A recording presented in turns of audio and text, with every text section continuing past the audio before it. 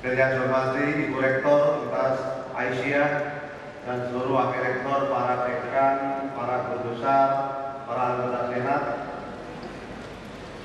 dan yang saya hormati juga Ketua Umum Majelis Pendidikan Tinggi Muhammadiyah, Pak Dodo.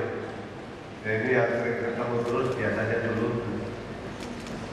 Yang saya hormati para dosen dari Universitas Aisyah dan adik-adik mahasiswa yang berbahagia. Juga mungkin para rektor dari Universitas seluruh Jogja yang hadir, saya tahu ini profesor dari rektor dari Universitas Ahmad Dahlan, dan mungkin yang lainnya mohon maaf saya tidak bisa menyebut satu persatu, tapi tidak mengurangi hormat saya pada Bapak dan Ibu semuanya.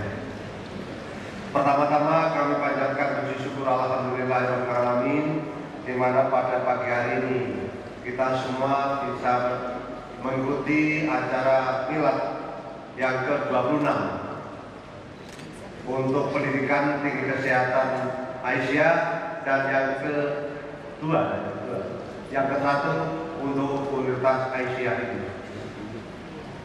Tadi sudah disampaikan oleh Pak Koordinator, kalau dilihat usia itu belum tua katanya ya.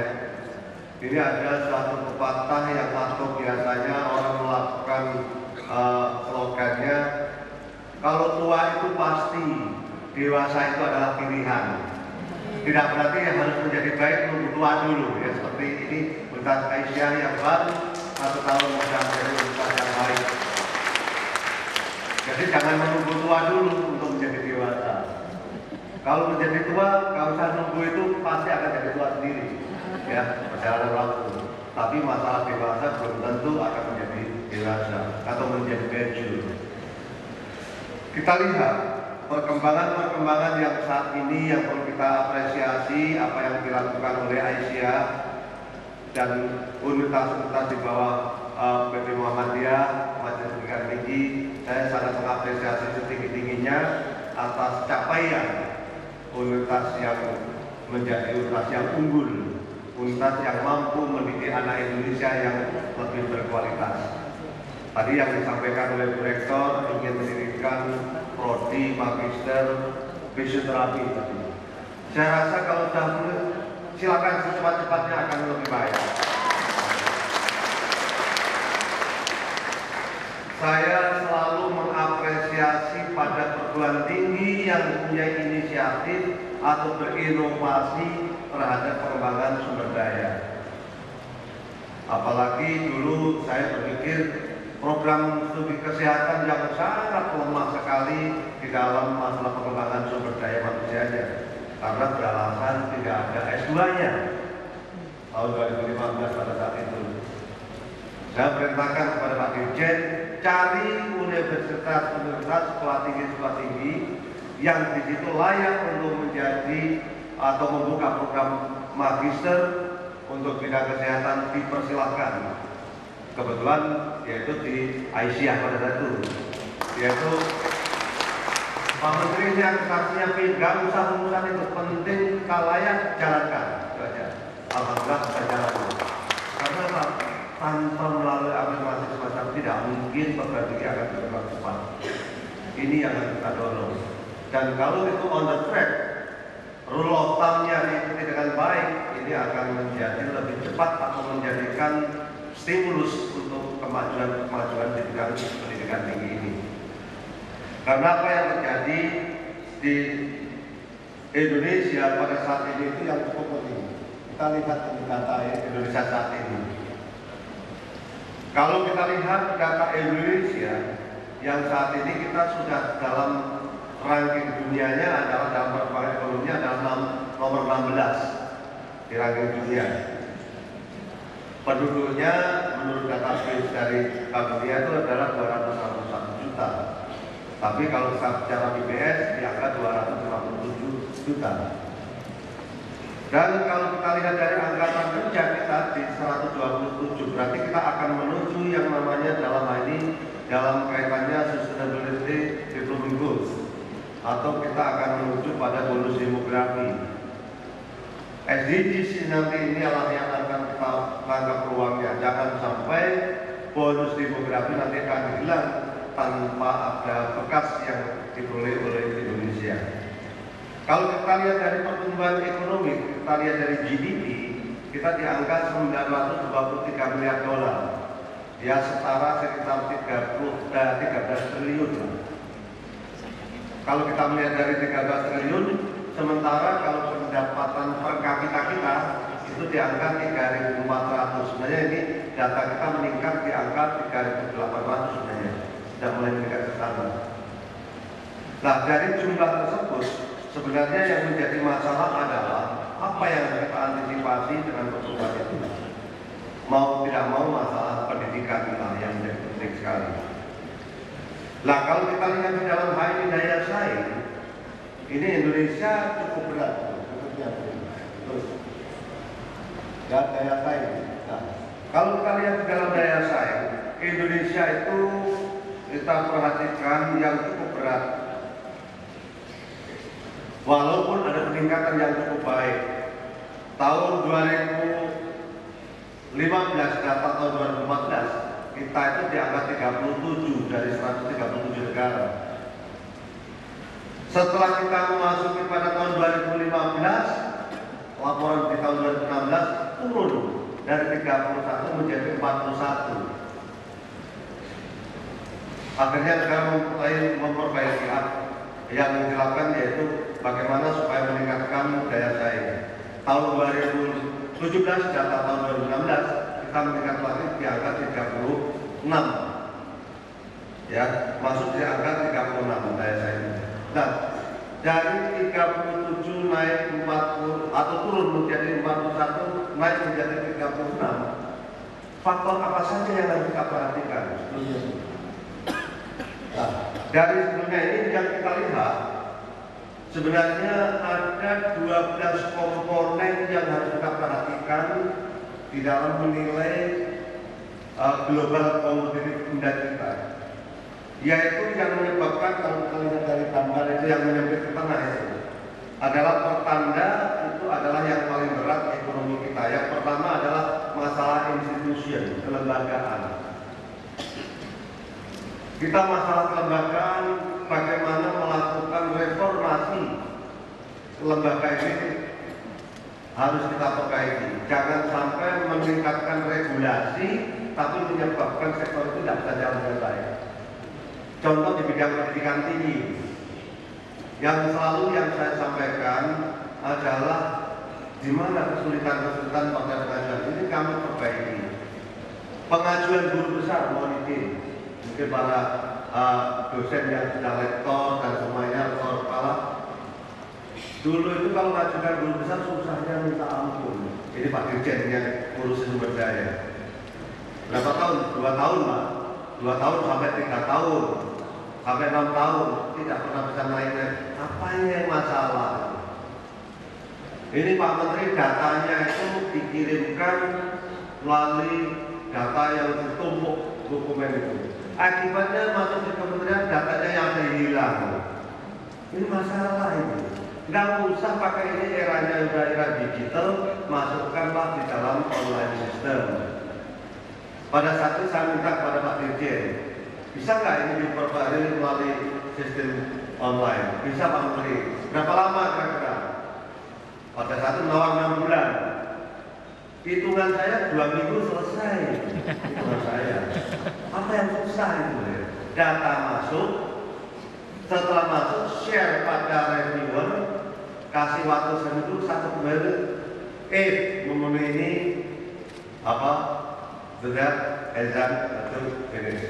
Jadi kalau ini go kan, kalau kurang, itu aja.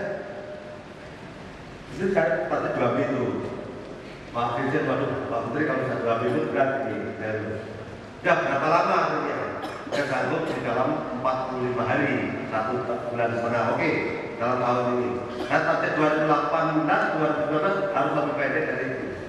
Karena apa itu mungkin bisa dilakukan dengan teknologi informasi yang lebih baik. Ternyata Pak Dirjen bisa menyampaikan ada salah satu atau beberapa orang yang mengajukan guru besar yang sudah lengkap hanya 1 minggu nggak masalah. 1 minggu atau 2 minggu bisa selesai. Ini luar biasa. Artinya apa? Ternyata ya bisa juga. Nah, ini harus kita lakukan dan kita perbaiki. Yang berikutnya adalah masalah ini institusi lagi, akreditasi. Akreditasi juga masalah itu. Masalah apa yang menjadi problem? Ini yang harus kita perbaiki. Ternyata sekarang yang kita lakukan di kementerian karena kaitannya UAS Galvin di koordinator, kalau tidak memenuhi tutup peringatan, soalnya itu, oh hukuman itu isinya gitu. Apa nggak ada untuk pembinaan dan tetap diubah, yaitu melalui pembinaan. Pada saat saya sebagai menteri itu pergantian akreditasi A itu hanya ada 16 tahun 2014, tahun 2018 masa nggak bisa tuh naik lebih baik, signifikan itu kenaikannya. Ternyata melalui sistem pembinaan dari 19 tahun 2015 ini sekarang sudah 61 di tahun 2020. Dulu hanya didominasi perguruan tinggi negeri, sekarang masuk di perguruan tinggi swasta. Juga sekarang sudah di Jogja aja sudah ada 5 perguruan tinggi. Selamat kepada Pak Koordinator. Kalau ini termasuk di bawah PP Muhammadiyah ada 2 universitas yaitu yang sudah akreditasi A, yaitu Universitas Muhammadiyah Yogyakarta dan Universitas Ahmad Dahlan. Rekornya ada juga ini. Dan saya tadi berdiskusi sama Ibu Ketua PP Aisyah. Beliau menyampaikan, Pak Menteri, kalau Aisyah ini sudah untuk menjadi A kurang 6 poin. Loh, itu masuk pembinaan saja, nanti tahun 2018 harus selesai masuk menjadi akreditasi A. Harus sukses. Saya rasa ini bisa dilakukan. Maka apa yang harus kita dorong bersama-sama untuk meningkatkan? Ini masalah institusinya. Yang kedua, ini yang cukup penting adalah yang kami sampaikan adalah labor market efficiency. Ini urusan tenaga kerja. Tenaga kerja itu sangat tidak efisien di tempat kita. Istilahnya kita pada padat karya dan sebagainya. Tapi bagaimana kita tingkatkan di perguruan tinggi? Sekarang kita ingin mencoba supaya perguruan tinggi itu lebih efisien di Ketua PP Aisyah. Contoh ini dulu, kalau kita lihat, kita nggak usah berpikir fakultas banyak. Program studi atau jurusan lah yang akan kita perkuat di departemen supaya efisiensi ini terjadi dan dosen produktivitasnya naik. Maka saya mendorong, apalagi nanti perguruan tinggi swasta fleksibilitasnya lebih baik, itu kita lakukan namanya downsizing organization, merapikan organisasi, yaitu dikembangkan pada departementalisasi sehingga fakultas tidak banyak tapi program studinya bisa lebih banyak, tidak masalah. Jurusannya nanti kelompok ilmu lah yang akan melakukan. Itu akan menciptakan efisiensi yang luar biasa. Nanti jangan meningkatkan kompetensinya. Berikutnya adalah yang menjadi sangat penting adalah karena rendahnya kelembagaan kita akan menghasilkan resource yang tidak baik. Ini menyebabkan innovation kita juga rendah. Ini yang kita gambarkan di sini. Inilah yang ada di dalam masalah daya saing bangsa ini. Oleh karena itu yang menjadi sangat penting bagaimana memanfaatkan masalah bonus demografi yang harus kita lakukan di tahun-tahun mendatang. Kementerian telah membuat satu sistem, yaitu bagaimana meningkatkan kualitas pendidikan. Dulu permasalahan di perguruan tinggi swasta khususnya yaitu masalah dosen. Dosen yang sudah resign dari perguruan tinggi lain atau dari pemerintah dalam hal ini tidak bisa dimasukkan sebagai dosen membagi racun mahasiswa, padahal dia melakukan pendidikan belajar menilai. Silakan, sekarang saya bentuk namanya NIDK, nomor induk dosen khusus. Ini dalam rangka bagaimana mempercepat terhadap kualitas pendidikannya menjadi lebih baik. Dan ini sudah saya koordinasikan dengan BANPT. Dan ini ada produk juga yang dari BANPT, nggak bisa melihat hal ini menjadi penting sekali. Yang ketiga, mungkin lulus kita tidak cukup hanya mendapatkan ijazah, Bulur ini yang sangat penting. Kalau bisa adalah di samping kita mendapatkan ijazah, juga mendapatkan kompetensi apa yang dimiliki oleh jurusan. Sertifikasi kompetensi harus menjadi sangat penting. Oleh karena itu, seperti yang di Universitas Aisyah ini konsentrasi bidang kesehatan, kebetulan permintaan luar negeri sangat tinggi terhadap bidang kesehatan ini. Kalau bisa disuplai dari lulusan Universitas Aisyah akan jauh lebih baik. Ini kompetensi menjadi sangat penting. Sekaligus kalau bisa menjadi tempat uji kompetensi yang bisa tergabung dengan lembaga sertifikasi profesi menjadi sangat penting sekali. Bapak dan Ibu sekalian yang saya hormati, inilah yang harus kita perhatikan. Bagaimana profil pendidikan tinggi yang ada di Indonesia? Kalau kita lihat dari profil, kita itu Indonesia cukup mengerikan sekali.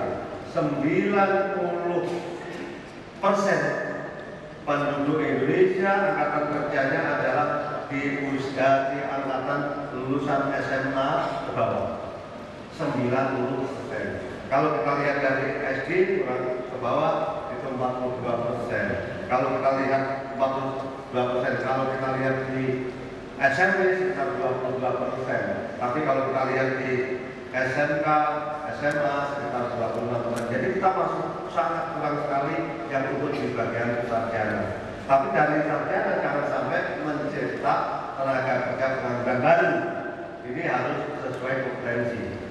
Biasanya saya selalu sampaikan semua lulusan harus punya kompetensi yang baik dalam bidang ini, akan mendorong perguruan tinggi kita akan menjadi lebih baik. Bapak dan Ibu sekalian yang saya hormati, tadi masalah kualitas yang antaranya masalah publikasi. Pada saat saya sebagai menteri pertama itu publikasi Indonesia yang masuk di dalam international publication yang masuk berorientasi ya dalam Scopus Indonesia hanya 4.200 di tahun 2014. 2015 meningkat 5.250. Thailand di 5.000 tahun 2015 sudah di angka 13.000. Kita jauh 5.250, Thailand di angka 12.800 tepatnya itu. Thailand. Kita jauh sekali dibandingkan dengan Thailand. Apa yang harus kita lakukan? Ternyata kita punya data. Dosen kita yang guru besar adalah di angka 5.400-an. Yang rektor kepala di angka 29.000. Ini adalah peneliti-peneliti yang potensial. Mahasiswa program magister dan doktor itu cukup besar juga. Ternyata kalau kita dorong, itu akan menjadikan kontribusi cukup besar dalam publikasi. Alhamdulillah tahun 2016 Indonesia sudah di angka 11.900, luar biasa tingkatnya. Dari 5.250. Tapi Thailand lebih tinggi daripada kita, yaitu di angka 13.900 atau 14.000 lah. Tapi alhamdulillah tahun 2017 ini per Oktober tanggal 31 Oktober kami melihat dari data bisnis internasional yaitu di angka 13.217. Thailand 11.900, kita jauh dari angka Thailand. Pada saat saya diundang oleh Iran, pada saat saya datang, yaitu ditemui oleh Presiden Islamic World Science Citation Center. Beliau menyampaikan data publikasi dunia. Dunia dalam ini punya progres yaitu 150% kenaikannya. Growth rate ya.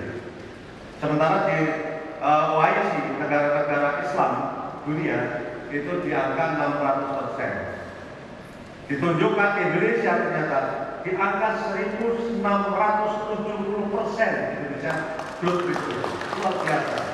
Jadi dunia ternyata growth rate dalam publikasi internasional adalah tertinggi di dunia. Growth rate-nya. Sehingga Malaysia sekarang bertanya-tanya. Sementara Malaysia turun, Indonesia kok bisa meningkat? Gimana caranya? Ya kerja keras yang penting. Karena kita harus kerja kerasnya harus kita lakukan ternyata bisa dicapai juga. Karena apa? dengan kerja keras kita bisa lakukan yang sama. Jika suatu potensi itu kita doa stabilkan, ada kemauan pasti ada jalan. Ini harus kita lakukan. Ini alhamdulillah Indonesia bisa mencapai ini. Nah sekarang kalau kita lihat dari mahasiswa dan dosen, ternyata kalau kita lihat dari mahasiswanya, jumlah mahasiswa Indonesia itu laki-laki dan perempuannya banyak perempuannya itu, ya data. Kami biasanya dulu sebelum jadi peneliti, kampus saya itu di Semarang, kalau wisudawan terbaik di depan, saya itu biasanya baris isinya 30.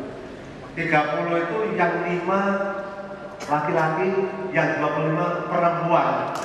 Jadi ternyata orang yang berprestasi di negeri ini adalah banyak kaum perempuan. Maka kalau kita akan mengambil topik yang dalam ini peran tinggi dalam menggerakkan kepemimpinan perempuan untuk Indonesia berkemajuan, ini tidak salah dalam ini. Sesuai dari sejarah Islam kita. Sayyidah Khadijah, dia adalah seorang saudagar, seorang pedagang, juga perempuan. Maka ini bisa kita gerakkan bersama.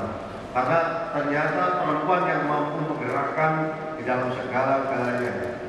Bahkan kalau masalah dalam rumah tangga pun, suami meninggal, ibu bisa istri atau bisa melaksanakan sebagai peran suami. Tapi kalau ibu meninggal, bapak tidak bisa ambil peran istri. Akibatnya bapak kawin lagi, ini yang masalah. Ini problem. Ini problem di negara ini. Saya berusaha mengapresiasi kepada ibu-ibu atau perempuan. Karena ibu saya, mohon maaf, ibu saya itu juga seorang janda yang dia masih pada saat masih kecil-kecil ternyata mampu mengentaskan putra-putrinya menjadi orang yang berumah tangga semua. Ini artinya peran orang tua ibu adalah yang sangat tinggi. Maka untuk membangun kemajuan seorang perempuan menurut saya jauh lebih konsisten, jauh lebih istiqomah dan lain. Kalau kita lihat dari jumlah yang akan menjadi dosen, kok beda ini ada satu ini kalau diteliti. Kalau perempuan kok turun daripada laki-laki, yaitu jumlah dosen 45% di perempuan, yang laki-lakinya adalah di angka 55%. Ini harus menjadi sangat penting. Nah, kalau kita lihat apa yang harus kita ambil peran di dalam perguruan tinggi kita di Universitas Aisyah yang baru ini, kita tidak cukup untuk menjadi nasional kompetitif daya saing bangsa. Itu adalah hanya merubah status dari sekolah tinggi menjadi universitas, tetapi bagaimana menggerakkan yang ada di dalamnya untuk menjadi skill worker lulusannya, yaitu tenaga kerja yang terampil, tenaga kerja yang punya komunikasi. Di samping itu bisa menghasilkan inovasi. Ini harus kita gerakkan.